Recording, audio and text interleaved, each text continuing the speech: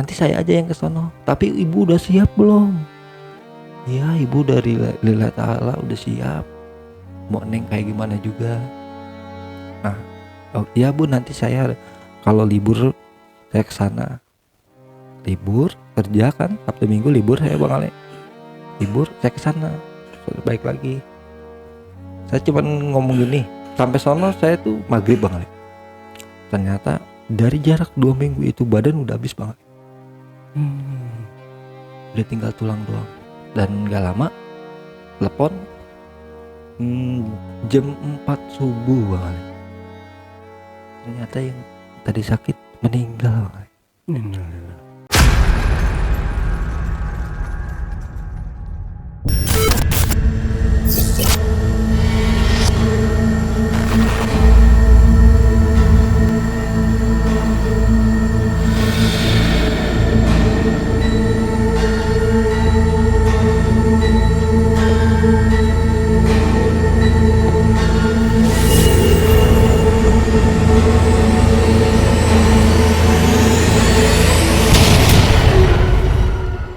Assalamualaikum warahmatullahi wabarakatuh. Jumpa lagi dengan saya, Ale, host Jejak Backpacker. Tentunya dalam obrolan misteri Jejak Backpacker kali ini, saya telah kehadiran seorang narasumber yang pernah mengalami kejadian mistis beberapa waktu lalu. Tapi sebelum narasumber menceritakan pengalaman mistis yang pernah dialaminya, jangan lupa untuk selalu support channel YouTube Jejak Backpacker. Subscribe, like, komen, dan share sebanyak-banyaknya video-video YouTube Jejak Backpacker. Tak lupa juga saya ucapkan terima kasih buat penonton dan subscriber dimanapun berada yang sampai hari ini sudah mensupport channel YouTube Jejak Backpacker. Saya doakan semoga teman-teman semua diberikan kesehatan, umur yang panjang, dan rezeki yang melimpah oleh Yang Maha Kuasa.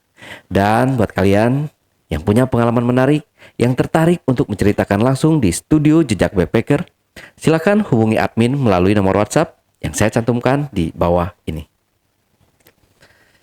Assalamualaikum Bang Pandi. Waalaikumsalam Ya. Bang Ale.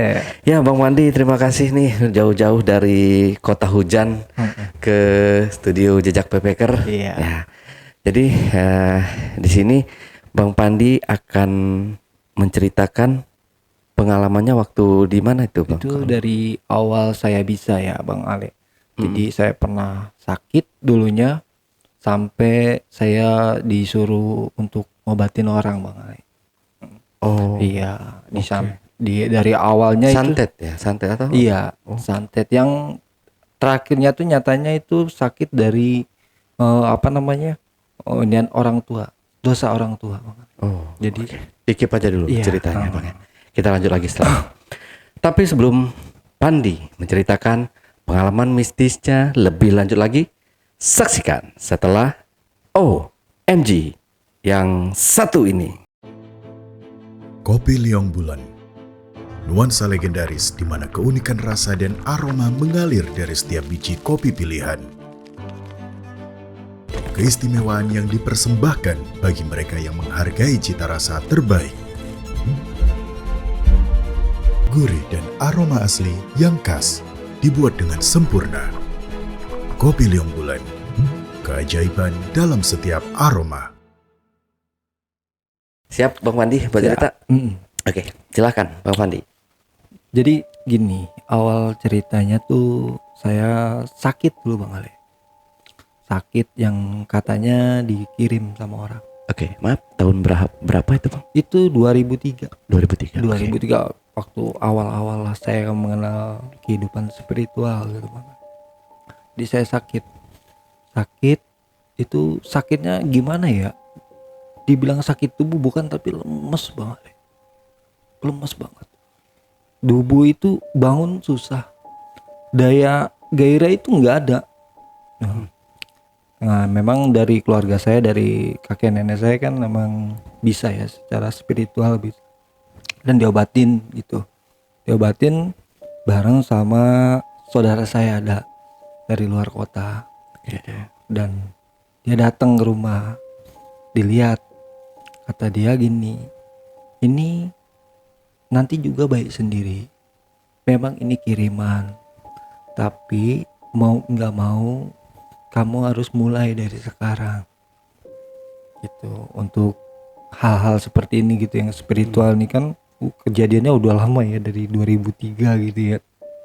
Nah di situ saya nggak diobatin apa-apa Bang Ale sama dia, dan semua yang nembak saya ditanganin sama dia, sama orang itu yang itu bisa dibilang guru pertama saya itu, guru secara spiritual pertama saya gitu. Sampai situ dia bicara sama saya, nanti kamu bisa kalau ada orang sakit kamu bisa ngobatin. Tidak, awal mula dari situ kan. Dan nggak lama saya gitu keluarga ada yang sakit biasa gitu ya, panas gitu. Saya coba gitu, saya kasih air. Kata guru saya pertama itu, dia bilang cukup baca syahadat aja. Nah orang tua saya sakit nih, sakit panas kan. Pas dia sakit panas, udah sini airnya. Itu saya cukup bilang syahadat 3 kali, itu ayat-ayat di Al-Quran keluar dalam diri saya, tapi saya nggak tahu saya baca apa. Iya, semua mengalir dengan sendirinya Bang Ale. Saya kasih air, kalau sakitnya parah air itu tumpahnya parah, tapi kalau sakitnya nggak parah airnya pun tumpahnya cuma sedikit Bang Ale. Cuman awalnya harus saya baca syahadat. Nah, asyhadu alla ilaha illallah wa asyhadu anna muhammadar rasulullah 3 kali, dan abis itu di tubuh saya itu kayak ada yang ngasih apa namanya mau baca ayat yang lain gitu Bang Ali. Jadi pas dikasih ya memang sembuh. Itu berulang-ulang Bang Ali terjadi kayak gitu ya kan. Dan saya kaget kok saya bisa ya, sedangkan saya nggak pernah belajar Bang Ali. Dan orang itu pun cuma nitip apa namanya nasihat, kalau nanti ada orang yang butuh kamu jangan ambil materinya, lakukan semua itu udah dengan lillahi ta'ala. Nah itu guru yang saya anggap itu dia guru saya, sekarang udah jadi almarhum lah dia gitu.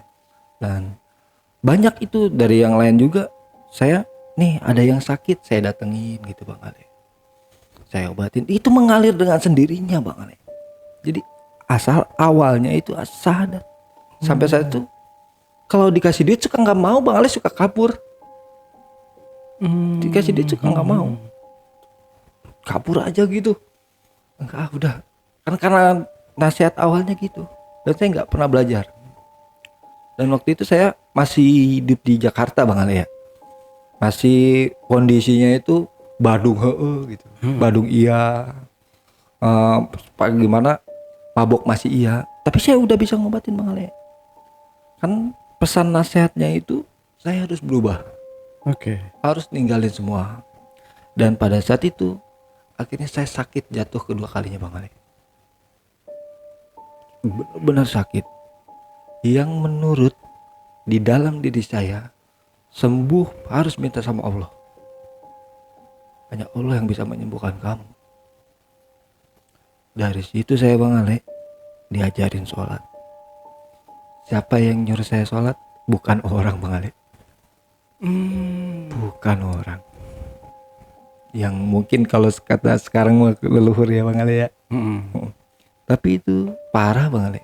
Misalnya saya disuruh sholat malam, saya tidur, itu saya ditendang Bang Ale. Itu nyata, langsung ngap. Katanya kamu mau sholat, ini buat kesembuhan kamu sendiri. Saya sholat Bang Ale, disuruh sama dia. Itu terus 5 waktu saya harus begitu, disuruh. Saya diajarin sholat secara unik itu Bang. Bener-bener unik. Sholat subuh gitu lagi. Akhirnya 3 hari saya sembuh banget. Ini sakitnya sakit medis ya, tapi secara dengan sholat minta sama Allah itu bisa Bang Ale. Ternyata itu bisa. Saya bingung kan, wah ini bisa nih. Dengan jalannya banyak waktu, nenek saya bilang ada yang sakit no di kota ini. Saya nggak bisa ngomong ya, kotanya saya ke ini, ada yang sakit, katanya ada di guna-guna dapat teluh. Oke, ini kondisi saya masih belum banget stabil untuk ke arah ibadah ya, belum. Masih inilah orang tuh nggak bisa secara langsung berubah, tapi step by step dia berubah. Saya pun begitu. Saya datang ke sana sakit. Yang katanya, yang baru katanya kan saya telepon, katanya dia tuh sama suaminya. Awalnya tuh dia sama suaminya dikirim, Bang Ali. Dari situ akhirnya saya datang kan ke kota itu. Saya datang, saya bener Bang Ali, saya tuh kalau ngobatin nggak pernah ngarepin apa-apa Bang Ali. Saya cuma mikir gini, apa ya dibalik ini semua, sedangkan saya nggak pernah belajar, sama sekali nggak pernah belajar. Itu pun waktu awal saya cuma disuruh wirid, suruh zikir, istighfar sama bismillah, itu subuh waktu itu. Dan saya diajarin sama yang gaib itu. Gaibnya tinggi, badannya gede. Itu kalau mecut bener-bener mecut Bang Ali. Saking saya disuruh bener-bener sholat 5 waktu sama dia. Jangan balik ke ini yang pertama saya. Jadi saya tuh disuruh ngobatin secara teluh yang pertama kali. Baru pertama kali kan, karena saya kan itu saya bisa 2003. Di 2004, nah saya suruh ngeliat ini nih.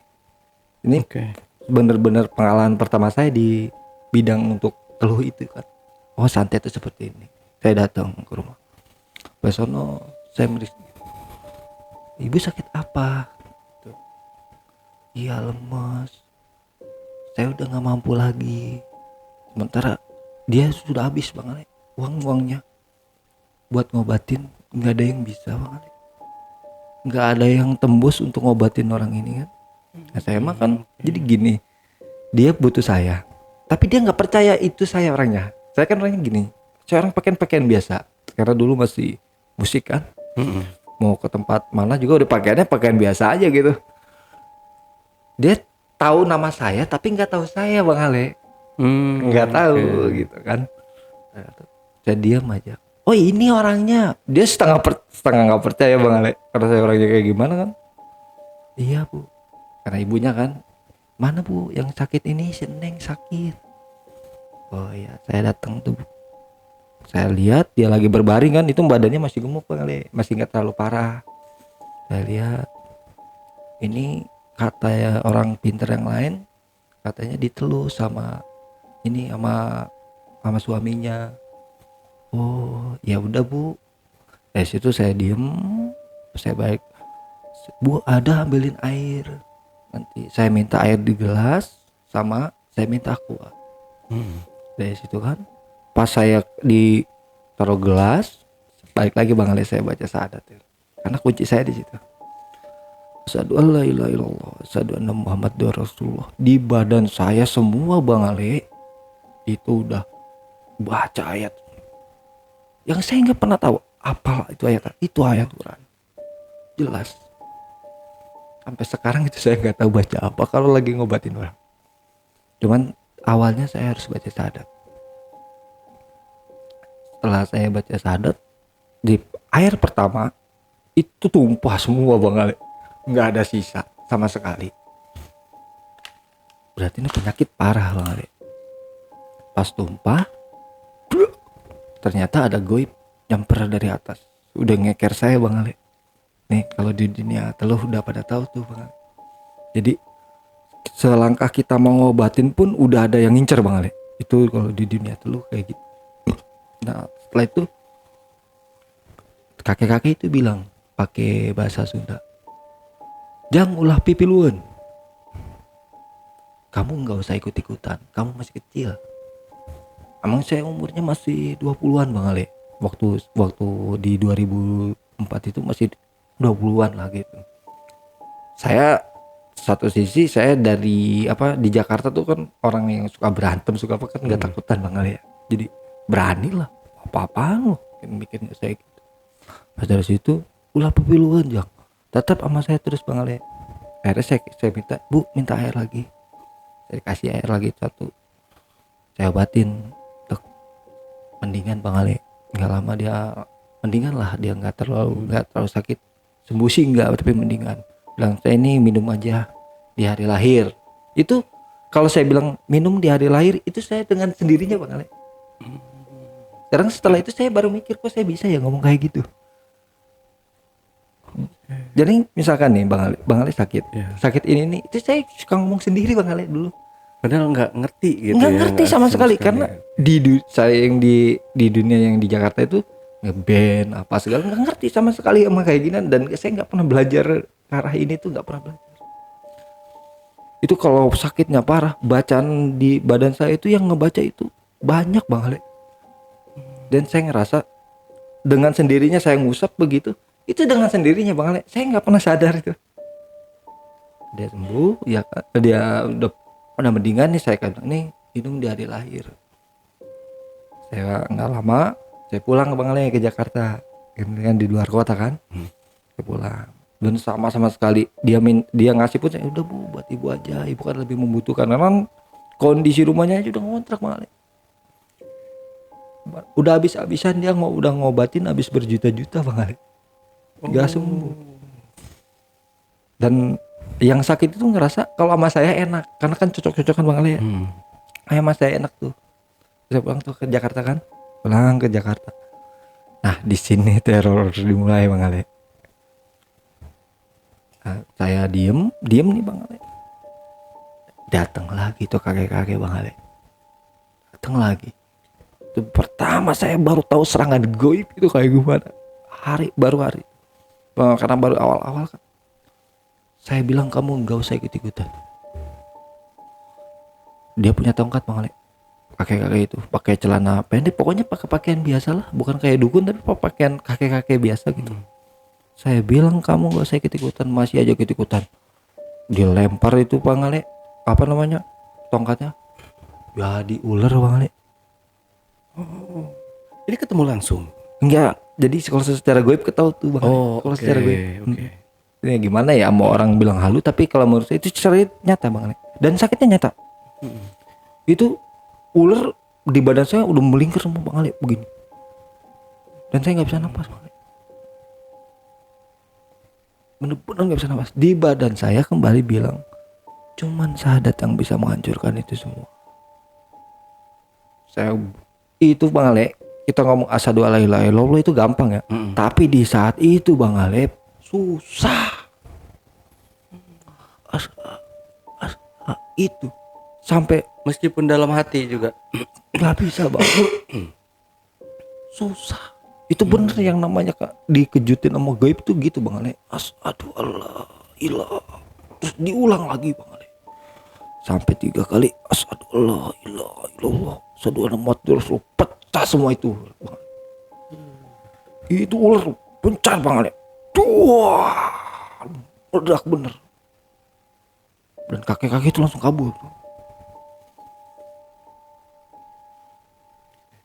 Saya pun karena kejadian ini baru pertama kali ya, saya pun heran sama diri saya Bang Ale. Kok bisa ya kayak gitu? Itu udah di luar nalar saya waktu pas masih itu kan, masih baru-baru belajar itu. Itu saya heran sama diri saya, kok bisa ya kayak gitu ya. Dan ini kembali ke dunia teluh, kalau diserang sekali pasti dia ngebalikin. Itu pasti. Dia nggak nyerah sampai di situ aja. Dan keduanya langsung Bang Ale ini nyata. Jadi teman-teman lagi nongkrong kan, dia 3 hari kemudian teman-teman lagi nongkrong dia bunyi Bang Ale dari atas. Itu benar-benar di tengah-tengah orang nongkrong Bang Ale. itu di pos atau di rumah? Depan rumah bisa. Itu bener-bener lagi depan nongkrong itu. Lagi pada bakar-bakar kan. Tuh bunyi Bang Ale. Meledak. Tapi nggak ada yang kena Bang Ale. Jadi itu di banyak ini, jadi di tengah dia.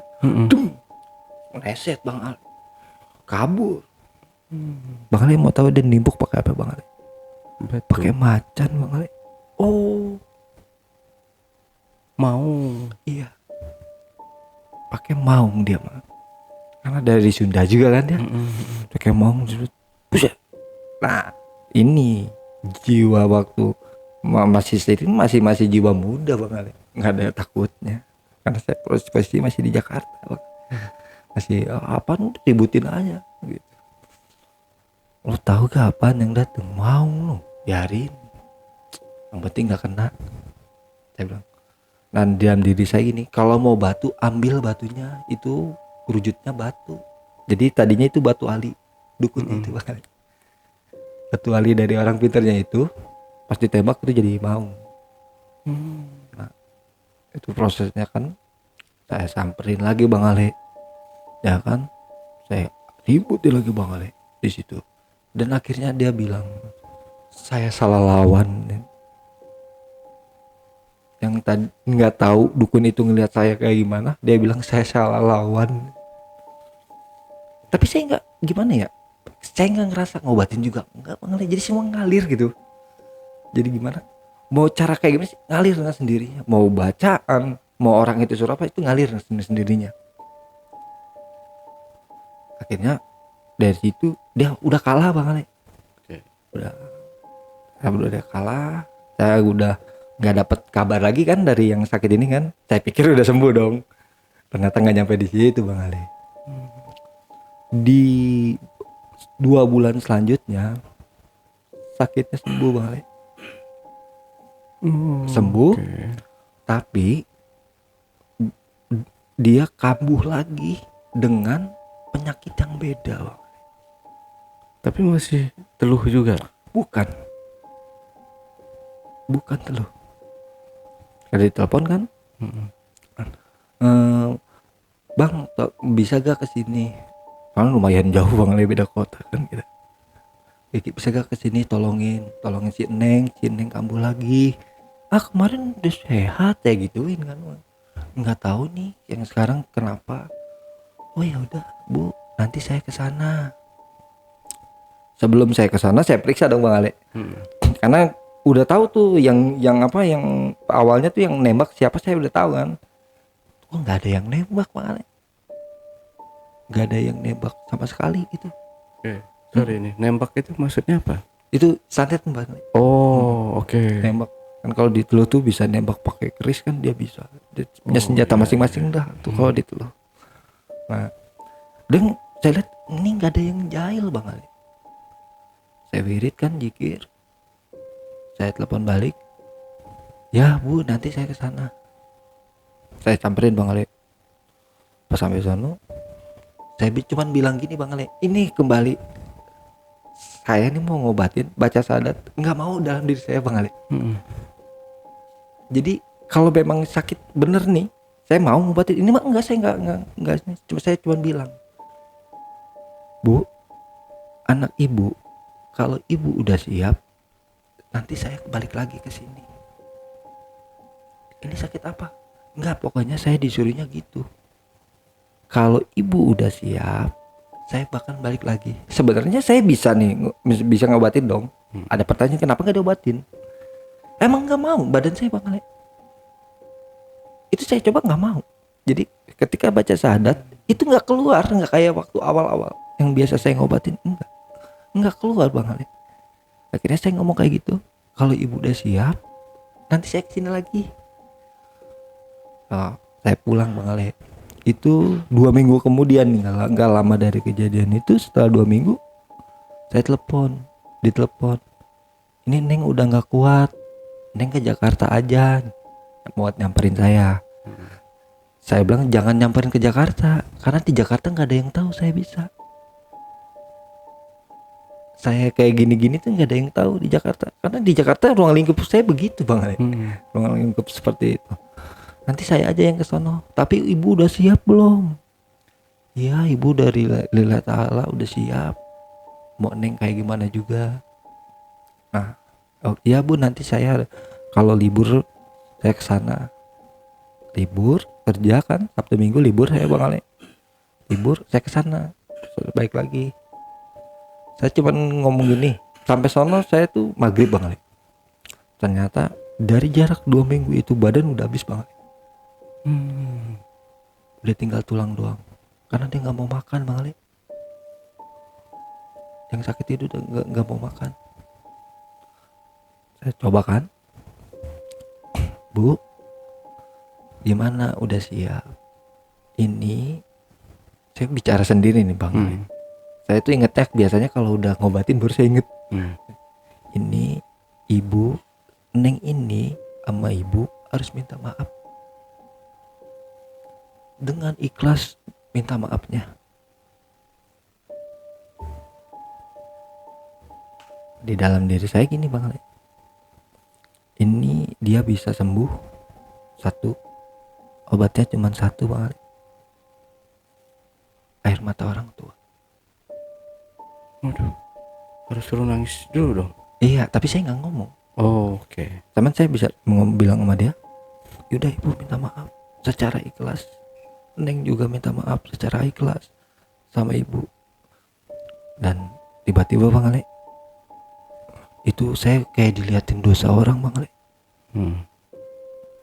Masa hidup orang sakit itu kayak gimana sama orang tuanya Bang.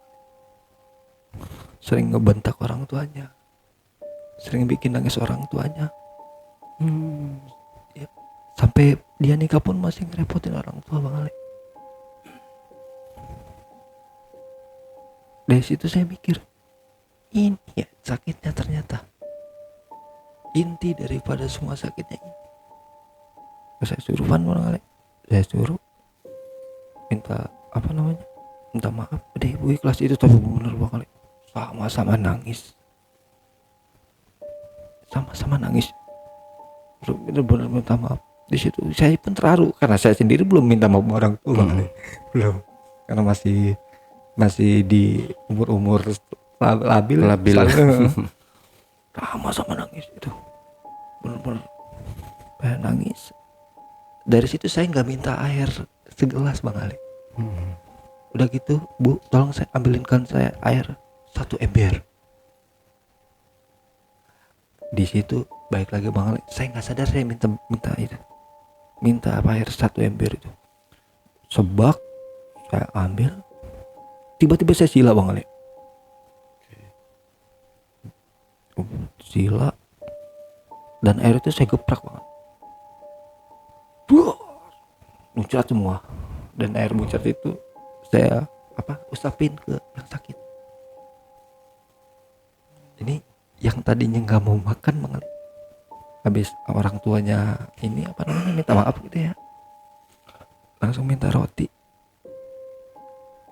langsung minta makan, langsung minta jajan Bang Ali. Minta jajan, Bu, mintain roti, lapar Neng. Makan dia. Minta es, minum es. Ibu makasih, Neng minta maaf sama ibu. Itu udah terharu banget Bang Ali, sampai terharu. Saya sendiri yang belum pernah minta maaf sama orang tua, di saat itu saya terharu banget Bang Ali, bisa begini. Langsung bangun. Yang tadinya itu di 2 minggu itu dia nggak diri juga, enggak Bang Ale. Berak pun di situ. Bener-bener udah nggak bisa kemana-mana ya. Nggak bisa kemana-mana. Tapi setelah itu dia langsung duduk. Ibunya pun kaget Bang Ale. Itu kaget. Cuman saya tuh di situ yang bikin saya terketuk hati saya itu saya diperlihatkan itu seperti layar Bang Ale. Orang ini suka begini waktu hidupnya sama orang tua Bang Ale, bikin nangis. Itu yang benar-benar saya juga masih nyakitin orang tua Bang Ale, masih suka badung dia sama orang tua kan.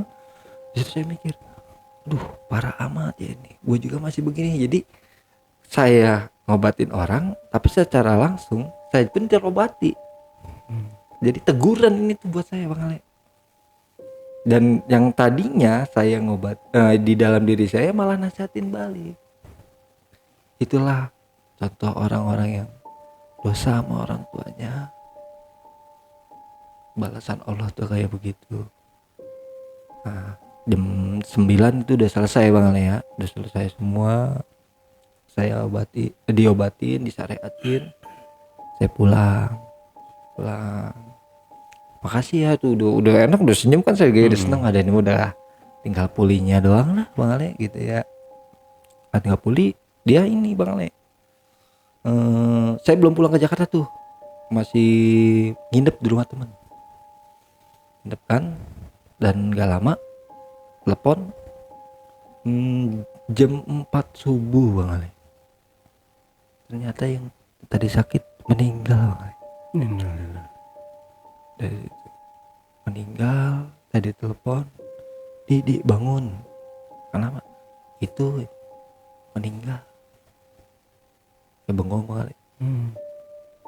Sholat subuh datang Bang Ale. Itu yang sakitnya datang. Jadi gini, ada yang tertinggal. Yang pas dia minta maaf sama orang tua, dia ngebuka Bang Ale. Kalau diri dia tuh lagi hamil. Dia lagi hamil. Dia hamil udah setahun lebih, tapi perutnya segitu-gitu aja Bang Ale. Tapi dia ngaku dia lagi hamil. Akhirnya dia ngebuka. Masa segitu-gitu aja tuh kecil Kecil. perutnya. Tapi dia ngaku katanya dia lagi hamil. Sampai dia tuh ngusap perutnya. Semoga anaknya kayak si Ujang gitu. Emang gak saya Ujang. Terus bentar saya mah iya aja. Nah, pas saya dengar meninggal, kata sholat subuh kan saya doain. Dia datang bawa anaknya Bang Ali.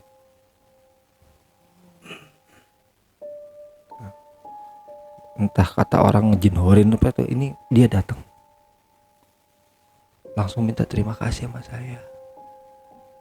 Makasih ya, udah dikasih kesempatan buat tebus kesalahan sama orang tua. Nah, saya sedih banget Bang Ali di situ. Jadi saya bukan sedih karena dia Bang Ali, tapi karena kesalahan diri saya sendiri. Sama orang tua saya masih ngebentak, masih apa gitu. Saya sedih sama dia, sama diri saya sendiri, jujur kebalik. Dan yang di dalam diri saya itu yang suka ngajarin soal itu, baru dia nasihatin. Ini akibatnya kalau kita ngelawan sama orang tua dan kamu ditampakkan sendiri. Jadi gini Bang Ale, ingat ular di awal itu Bang? Iya, Saya bilang ular ada di awal itu. Ternyata itu gambaran diri dia Bang Ale. Yang suka dicek sama orang tua. Saya dikasih tahu yang di badan saya sendiri. Jadi dikaji tuh. Dari peristiwa itu dikaji sama dia. Orang di Teluk itu kan di dalam dirinya dan mana ada negatif. Terutama sama orang tua. Itu orang yang paling gampang diteluh. Itu ngobrol saya Bang Ale. Sama yang di dalam diri. Makanya saya sering ngobrol kan. Ngobrol sama dia. Itu gambaran dari diri dia sendiri. Memang yang pas saya melihat perilaku dia sadis banget. Oh pantas ya jadinya teluh. Dan kenapa suaminya yang neluh? Ternyata suaminya juga udah gak kuat sama dia Bang Ale. Karena sakitnya itu. Bukan, karena perilaku. Oh iya, sama orang tua aja dia Berani ya. Oke. Tapi sama apalagi sama suaminya gitu. Makanya yang kedua saya ditimpuknya sama apa Bang Ale? Sama macan, sama maung. Karena itu simbol dari kegalakan dia.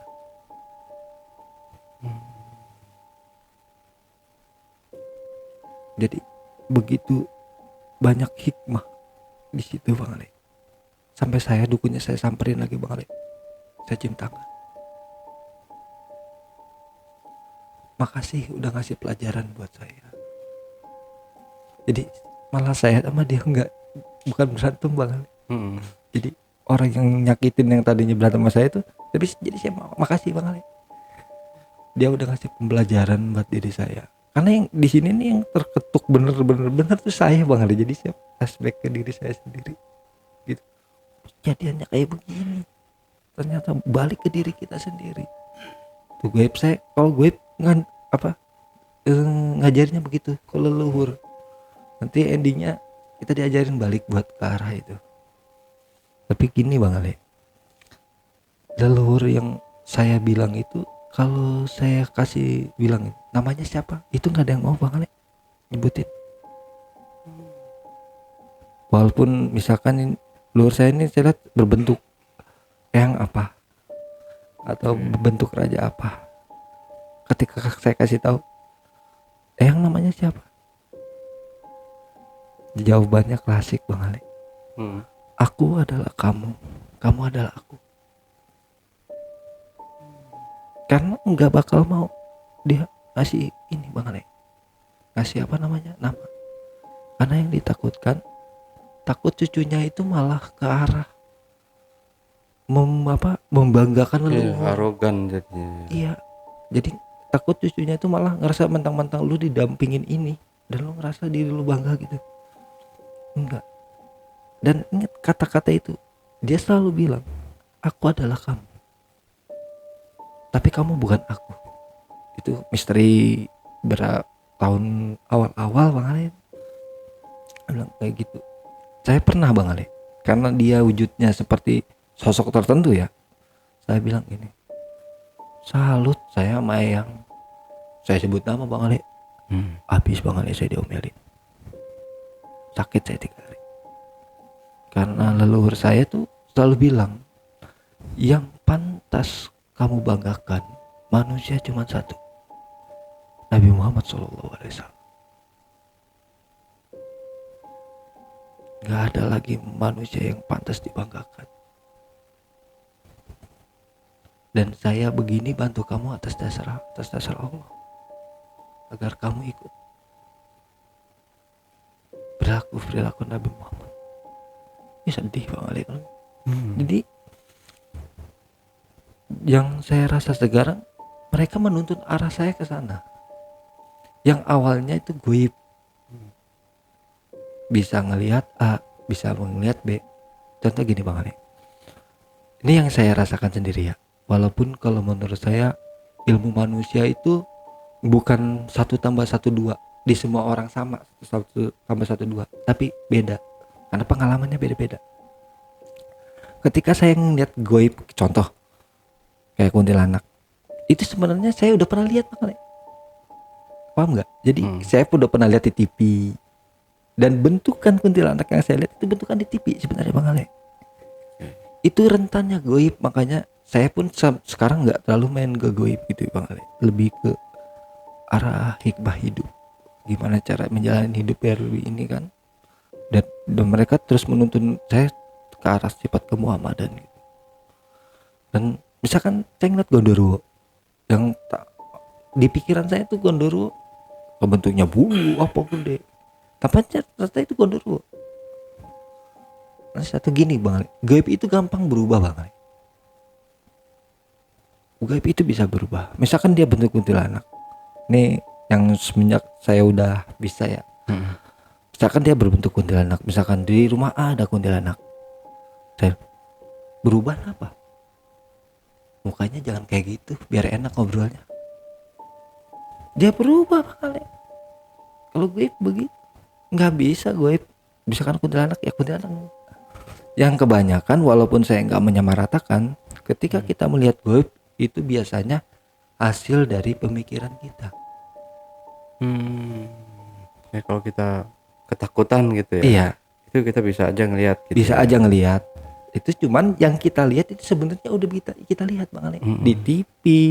Kita Bang Ale Iya, katanya bilang, pocong gambarannya kayak gimana gitu. Nah itu sebenarnya udah pernah kita lihat. Walaupun saya nggak menafikan kuntilanak itu ada, saya tahu. Cuman biasanya ini yang gampang terjebak Bang Ale.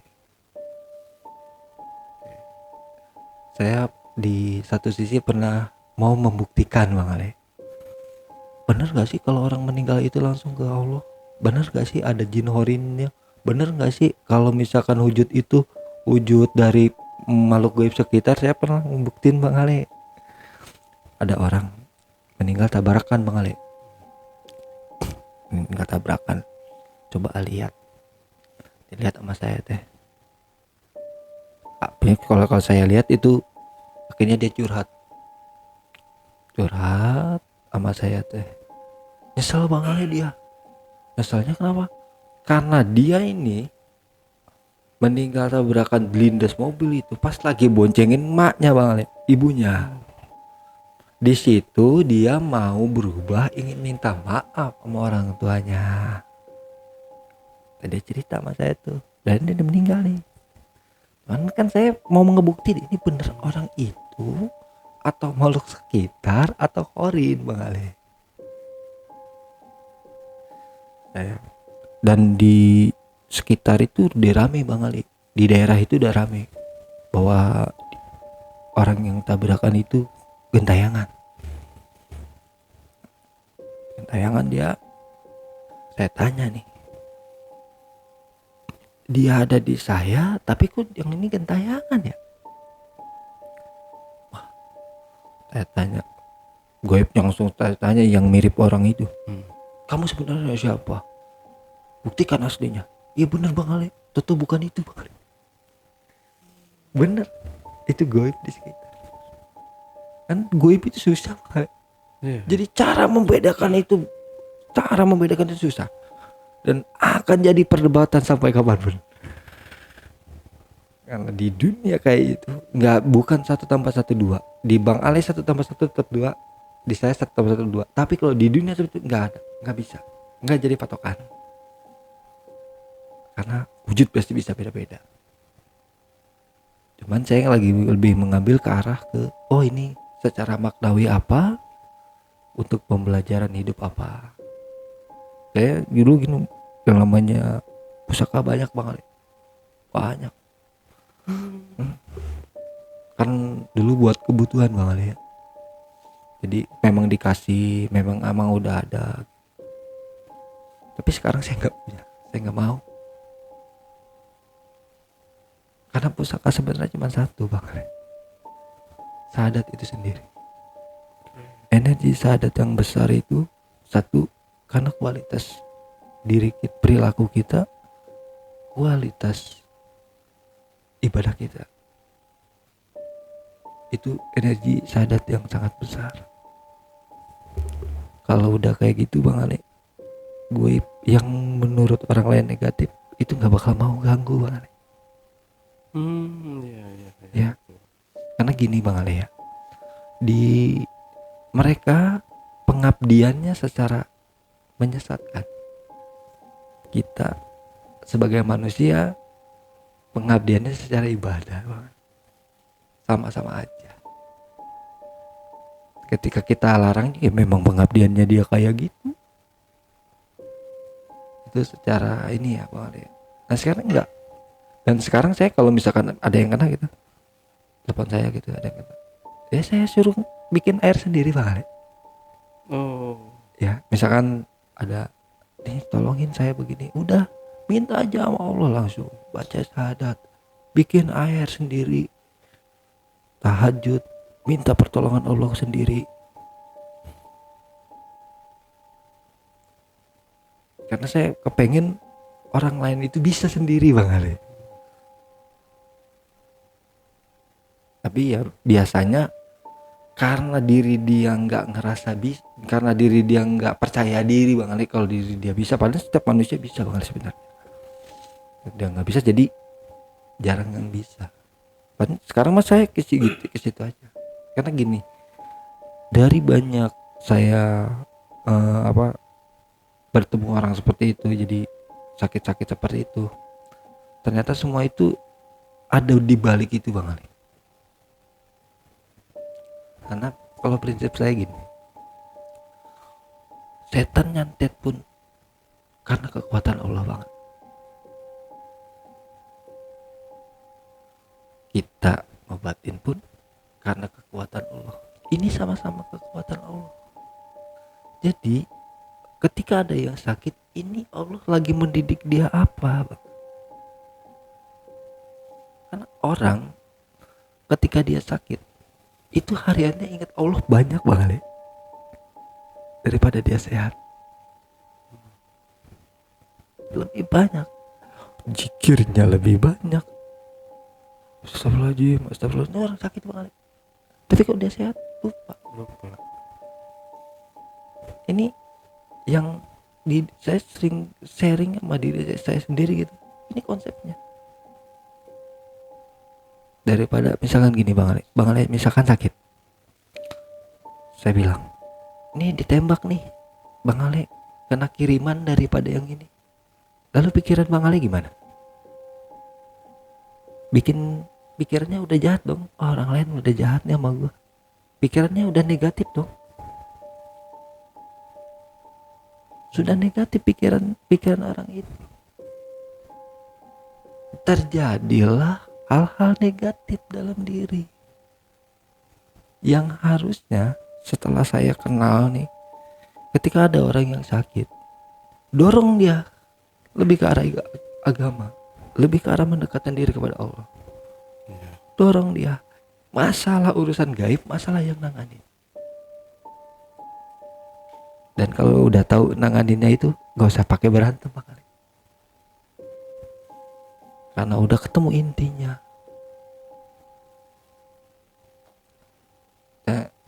Saya sekarang banyak belajar kayak gitu.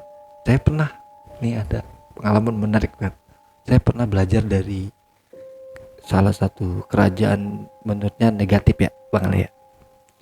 Saya main ke sana gitu.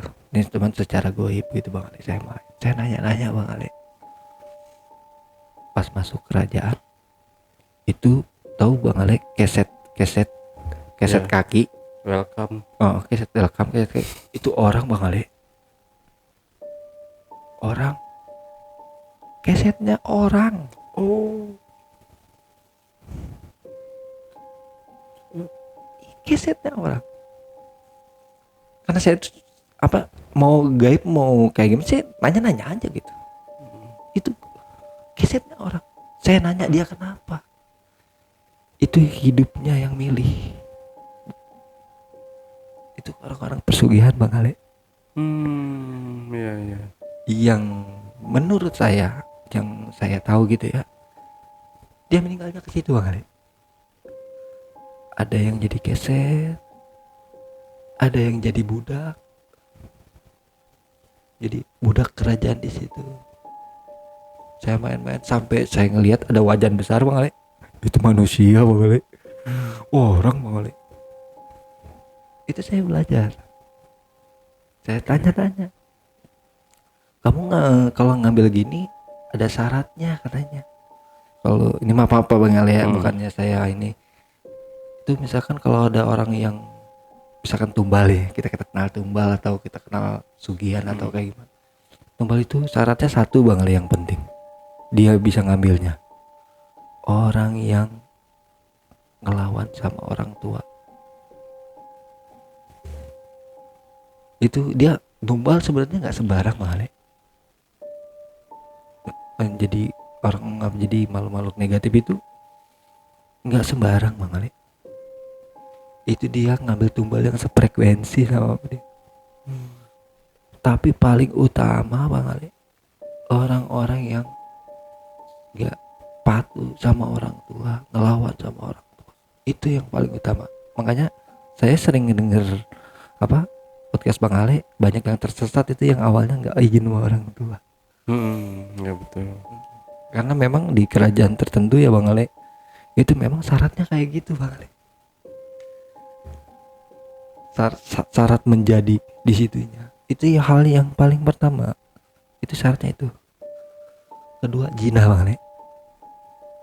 Ini saya bukan ngikutin nih Bang. Jadi itu syarat-syarat yang saya tahu di salah satu kerajaan itu, syarat dia mau numbalin orang itu orangnya penjinah Bang Ali. Itu mudah banget untuk dijadikan tumbal ya. Iya, itu mudah banget karena ada frekuensi Bang Ali. Karena berlawanan harus sama agama apapun. Itu saya belajar gitu, jadi seneng aja ini mau nanya karena gini Bang Ale ya, dari situ kan saya kenal positif negatif saya kenal, jadi pada kenal gitu Bang Ale.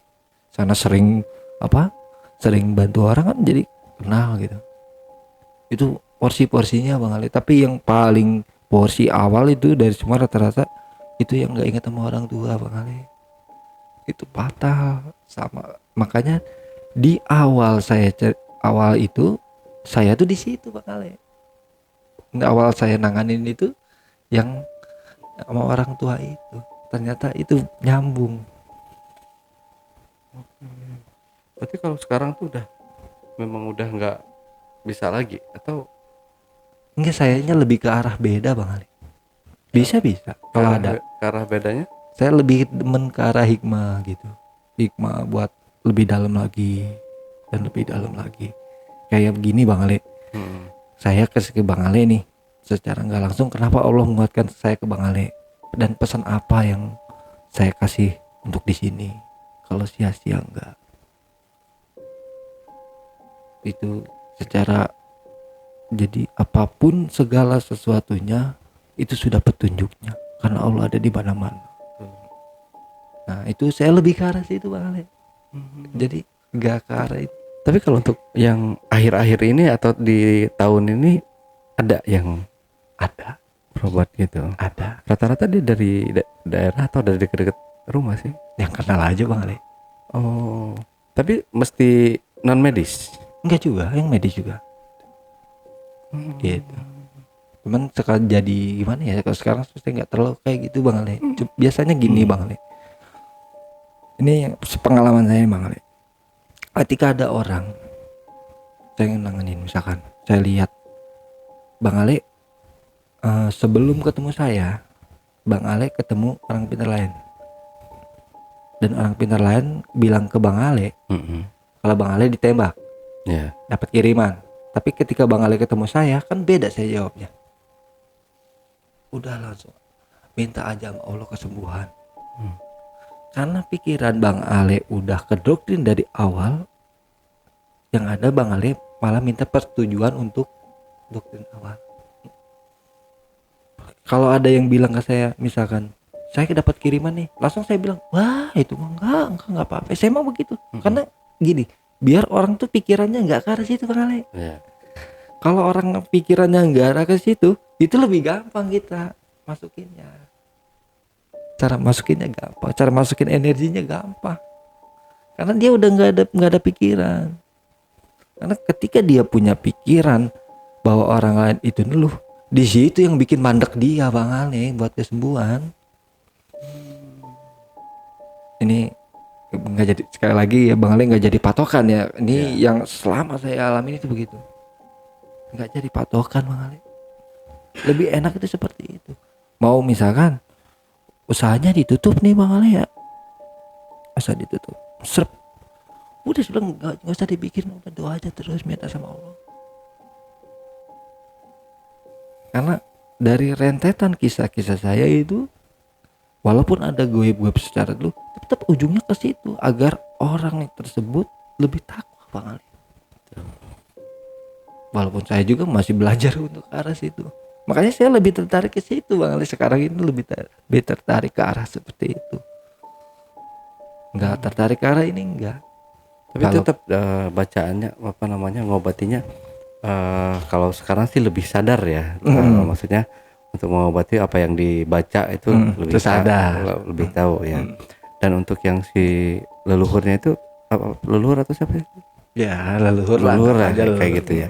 Itu masih sering Bang Ali. Sering ngumpul kita ngobrol sharing gitu. Berarti mungkin kalau orang bilang tuh khodam kali ya Bang. Khodam bukan, beda ya. Soalnya saya mikirnya gini Bang Ali, dan itu disebut, kalau di ini disebutnya apa,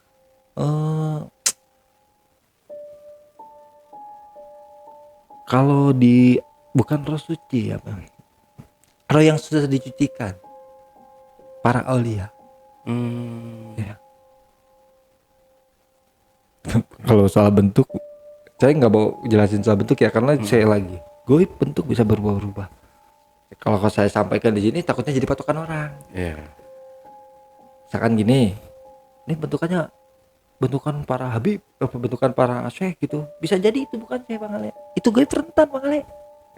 Makanya saya nggak mau ke arah situ. Jadi bukannya nggak mau ke arah situ, jadi kalau kamu orang lain nggak nunjukin ke arah goib gitu Bang Ale. Udah tetap ke arah perilaku, tetap ke arah budi pekerti. Kalau saya mah ngobrol kemana juga gitu. Kalau ada orang sakit ya, sekarang disuruhnya kayak gitu, coba baca sendiri. coba bikin sendiri. Kalau memang dia diteluh dan dia mau bikin obat sendiri, masalah gaib akan teratasi sama gaib juga. Jadi dengan sendirinya Bang Ale, nggak usah pakai gini-gini, nggak usah pakai gaya-gaya, enggak, dengan sendirinya. Karena gini, ketika gaya, kalau saya gaya nih Bang Ale ya, itu cuma nyari kepercayaan dari Bang Ale doang. Oh, percaya gitu ya. Percaya kan karena Iya. gayanya. Wah. Kayak gitu. Soalnya enggak, urusan gaib aja. Iya, udah biasa aja gitu. Biasa aja. Udah tahu-tahu wah, udah obat, udah. Udah. Nggak usah lalagaan gitunya mah. Oh ya. Gini kan. Oh, di depan orang biar dibilang wah Sakti nih. Sakti nih, wah sakti banget ini gitu. Iya. Iya sih, saya setuju lebih Kan- kayak gitu sih ya. Karena gini Bang Ale ya, nih kalau para leluhur tuh ngajarinnya unik Bang Ale. Awal-awalnya doang kita ke arah situ, tapi nanti disudutin buat lebih ke arah kesadaran. Seru Bang Ale, gitu. Kayaknya saya di situ pikir, oh ini fak saya nih. Walaupun saya kan suka ngumpul sama orang seperti itu, ada yang faknya di pengobatan, tapi saya faknya itu lebih ke arah, oh ini loh, bahas ini lebih enak loh, dan dari perjalanan sepi ini enak loh gitu. Jadi ada, kalau ini punya gairah tersendiri gitu, walaupun backgroundnya metal kan gitu. Iya, betul. Oke, Bang Pandi, Ya, ada lagi yang mau ditambahkan sebelum kita akhiri ceritanya? udah gitu aja Bang Ali. Itu ya, ya semoga mudah-mudahan ya berguna untuk orang banyak Bang ya. Gitu. Apa yang dari kelebihan Bang Pandi ini. Iya. Gitu. Ya, terima kasih Bang Pandi. Kalau nggak ada tambahan, mungkin pesan dan kesannya Bang Pandi. Iya. Ada yang mau disampaikan? Jadi gini Bang Ali, segala sesuatunya itu, apapun ilmunya, itu dasarnya atas kekuatannya. Jangankan ilmu, kita berjalan pun atas kekuatannya. Dan semua akan kembali kepada kekuatannya. Dan itulah Allah sesungguhnya. Jadi menurut saya itu, yang hal paling pertama dari kisah ini tuh, jangan pernah ngelawan sama orang tua. Tuh. Karena itu langkah dari awal kehidupan Bang Ali. Dan itu juga yang membuat diri saya sadar gitu Bang Ali. Gitu. Betul sih, sangat betul kalau itu ya, saya setuju. Ya jangan sekali-sekali kita ngelawan orang tua ya.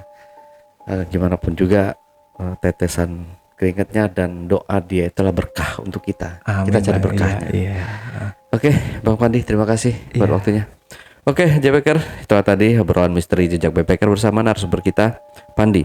Jangan lupa untuk selalu support channel YouTube Jejak Backpacker, subscribe, like, komen, dan share sebanyak-banyaknya video-video YouTube Jejak Backpacker.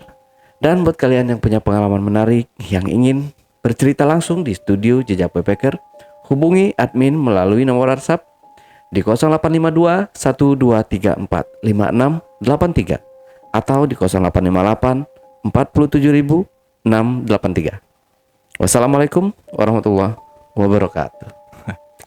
Makasih Bang Ya, Pandi makasih, buat Bang. Ya, waktunya. sama-sama, Ini Bang Ale. ini langsung balik lagi ke Bogor dong Bang. Iya. Jauh ya perjalanannya. Oke, next jangan lupa main-main aja kalau lagi ada kunjungan ke Bekasi. Iya Bang Ali. Oke, sampai jumpa.